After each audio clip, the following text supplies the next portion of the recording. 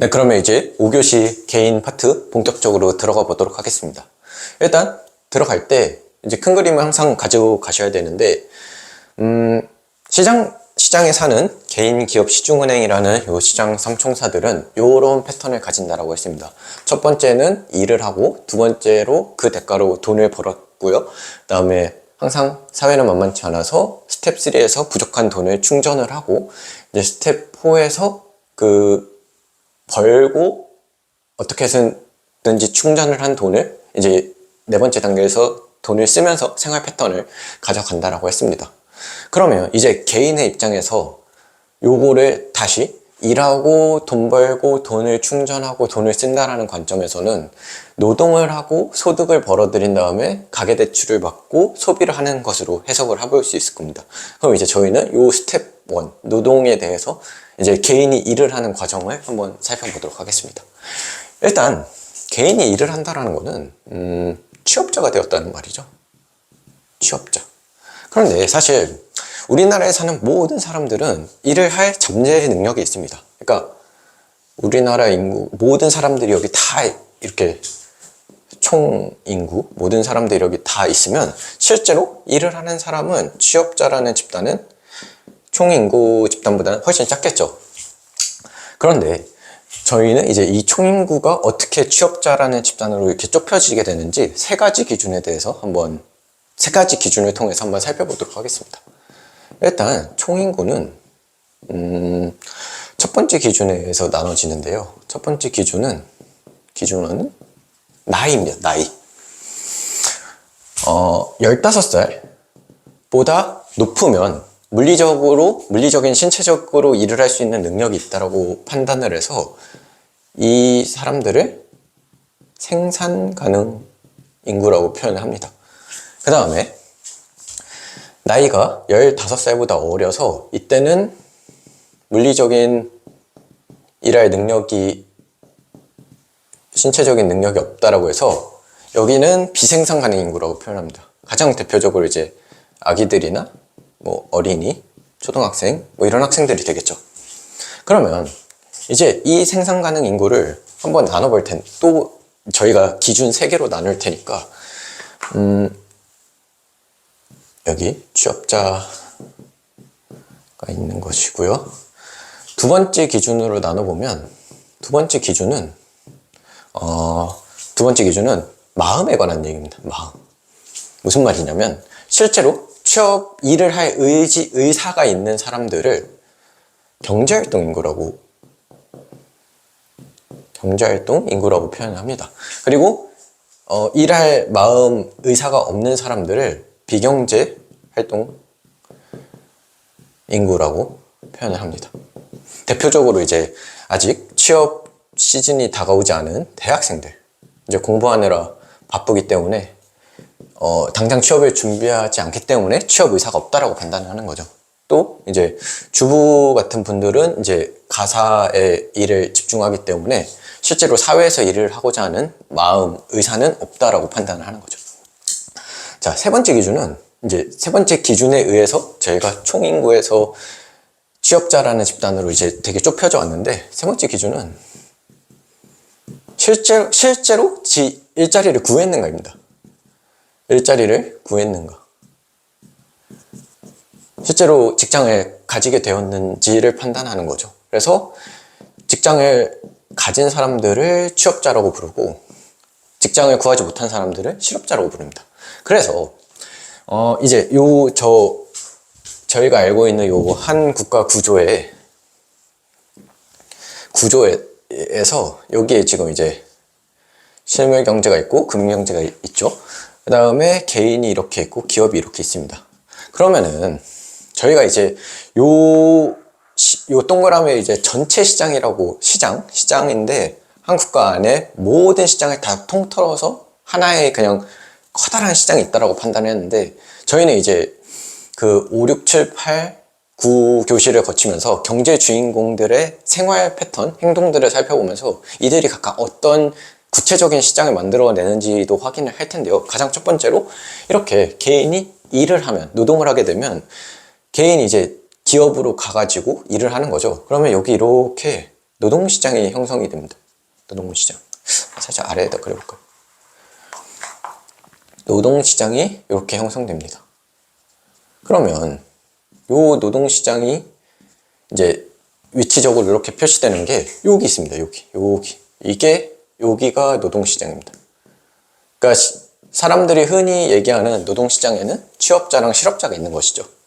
그러면 자 이제 기준 첫 번째, 두 번째, 세 번째로 이제 모든 전체 인구를 취업자, 실업자로 이렇게 여기까지 좁혀왔는데 생산 가능 인구랑 경제활동 인구가 살짝 저희가 익숙한 용어, 흔히 실생활에서 쓰는 용어가 아니다 보니까 그렇게 확 와닿지는 않습니다. 그래서 오히려 얘가 영어로 들으면 더 와닿으실 수 있는데 얘는 어덜트 파퓰레이션이라고 표현을 합니다. 그래서 어른들, 그냥 쉽게 말해 물리적으로 15살 이상의 사람들을, 물리적인 시체 능력을 가진 사람들을 어덜트 파퓰레이션이라고 하고, 여기를 이제 레이버 포스라고 표현을 합니다. 실제로 일할 의지가 있는 사람들을 모아서 영어로 레이버 포스, 그러니까 노동의 의지가 있다라고 하면 저는 이제 영어 단어로 봤을 때가 오히려 조금 더 와닿았기 때문에 이렇게까지 챙겨서 가도록 하겠습니다. 그러면 요게 이제 실질적인 노동 시장인 거고, 정말 이거는 뭐 모든 사람들이 뭐 어쨌든 일을 할 수 있는 잠재 능력을 갖고 있다라고 생각해 본다면 정말 커다란 노동 시장이라고, 광의의 노동 시장이라고도 생각을 해볼 수 있을 것 같습니다. 그러면 자 이제 뉴스에 노동 시장과 관련된 지표, 경제 지표들이 굉장히 많이 나옵니다. 근데 이제 저희는 그 중에서 세 가지, 가장 대표적인 거 세 가지를 뽑아 볼 텐데요. 그러니까 노동 시장이 이렇게 있으면 여기에다가 이제 제가 청진기를 갖다 대고 이렇게 어디 이렇게 진단을 해서 노동 시장을 한번 진단을 해보겠다라는 겁니다. 그래서 진단을 해서 검사를 하고 싶은 명칭이 세 가지가 있는데, 첫 번째가 경제활동 참가율입니다. 다음에 세 번째가 실업률이고요. 두 번째가 고용률입니다. 고용률. 그래서 자 일단 경제활동 참가율은 경제활동 인구분의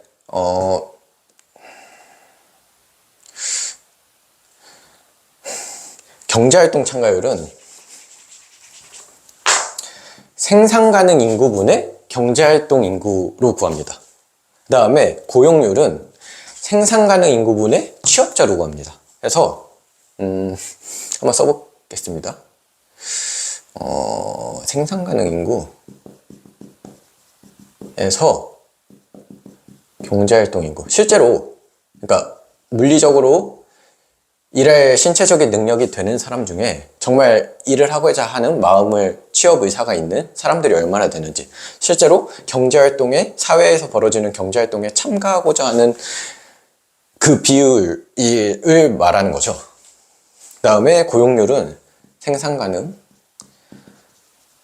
인구 중에 정말 실제로 취업을 한 사람들, 그러니까 물리적으로 일할 능력이 있는 사람들 중에서 실제로 취업을 해낸 사람들의 비율을 말하는 겁니다. 그 다음에 실업률이 경제활동 인구분의 실업자인데요. 그래서 경제활동 인구, 그러니까 물리적으로 일할 능력도 되고 마음도 있는 사람 중에 실제로 실업한 사람들의 비율입니다. 그래서 제가 2023년 4월 데이터를 가지고 왔는데 한번 구체적으로 수치를 한번 계산을 해보도록 하겠습니다. 네, 2023년 4월 기준으로 총 인구가 5,160만 명이고요. 생산 가능 인구가 4,537만 명입니다. 그 다음에 623만 명이고 비생산 가능 인구가, 그 다음에 경제활동 인구가 2,924만 명입니다. 그 다음에 1614만 명, 취업자는 2844만 명, 다음에 실업자는 81만 명입니다. 그러면 실제로 이제 계산을 해보면 생산 가능 인구가 4,537만 명 중에 2,924만 명이죠. 다음에 생산 가능 인구 4,537만 명 중에 취업자가 2,844. 위치적으로 느낌이 안 오기 때문에 색깔로 한번 표현해 보겠습니다. 이 빨간색이 분모로 들어가게 되고요. 그 다음에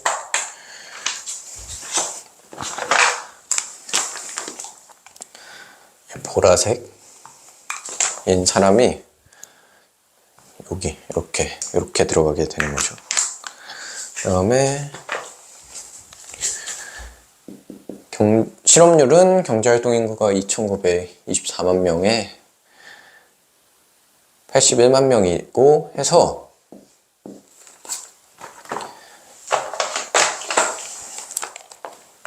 얘는 이제 실업자를 노란색으로 잡으면 이제 실업자가 이렇게 잡히고 경제활동 인구가 보라색으로 했었죠. 그러니까 경제활동 인구가 이렇게 위치를 하게 되는 거죠. 그래서 취업자까지 해서 취업자 초록색으로 하면 취업자 이렇게 잡히는 거겠죠. 그래서 이 값들을 다 구해보면 얘가 경제활동 참가율이 64.4%고 고용률이 62.7%입니다. 그 다음에 실업률이 2.8%. 실업률이 2.8%입니다. 그래서 저희가 지금 이제 숫자를 쓰느라 시간이 좀 걸렸는데 구체적으로 지금까지 해왔던 이유는 노동시장에 정말 광의의 노동시장을 딱 살펴보고 실질적인 사람들이 흔히 얘기하는 노동시장의 위치를 살폈고 이 복잡한 구조 속에서 실제로 가장 뉴스에나 기사에 많이 나오는 노동시장에 관련된 경제지표 3가지를 살펴본 겁니다. 그렇게 해서 실제 2023년 4월에 이제 우리나라 노동시장의 지표 3가지를 뽑아서 이제 그 값도 경제활동 참가율 한 64%, 62.7%, 실업률 2.8%라고 실질적인 데이터까지 확인을 해본 거죠. 자, 그러면 이제 노동시장을 저희가 청진기 갖다 대고 진단 한번 해본 겁니다.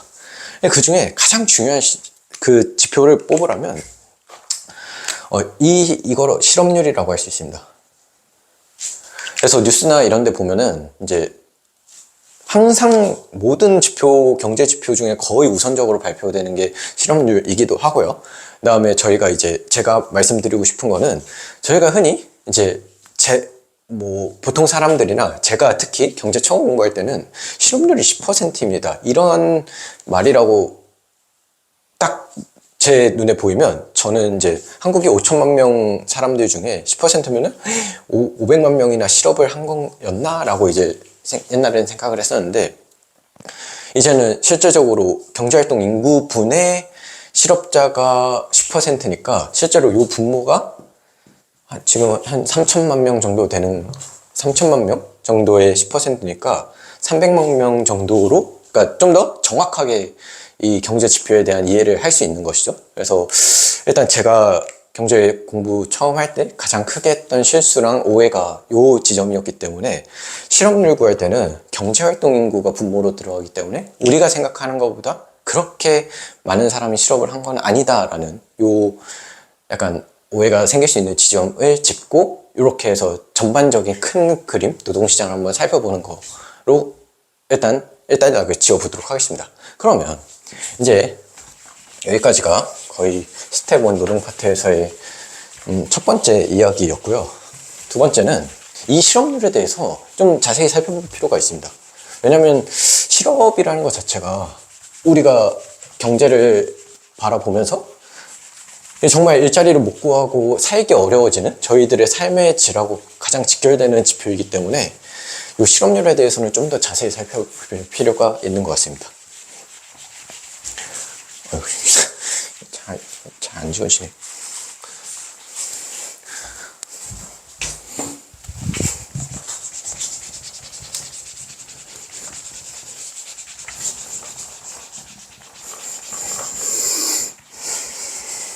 아이, 그 경제 주인공 애들 색깔 맞춘다고 분필을 아주 특이한 색깔을 샀었는데